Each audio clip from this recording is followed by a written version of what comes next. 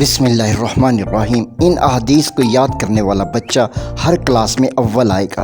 ارشاد ربانی ہے، آپ جان لیجئے کہ اللہ کے سوا کوئی عبادت کے لائق نہیں۔ تو گویا اللہ تعالیٰ نے علم سے کائنات کی ابتدا فرمائی، اور حدیث میں ہے کہ علماء انبیاء کے وارث ہیں اور پیغمبروں نے علم ہی کا ورثہ چھوڑا۔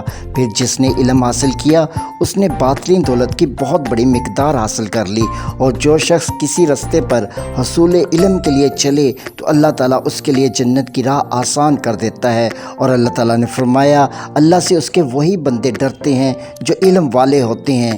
دوسری جگہ فرمایا، علم کو عالموں کے سوا کوئی نہیں سمجھتا، اور فرمایا ان کافر لوگوں نے کہا اگر ہم سنتے یا عقل رکھتے تو جہنمی نہ ہوتے۔ جس شخص سے اللہ بھلائی کرنا چاہتا ہے تو اسے دین کی سمجھ عنایت فرماتا ہے۔ فرمایا کیا علم والے اور جاہل برابر ہیں؟ یقیناً نہیں۔ صحیح بخاری شریف۔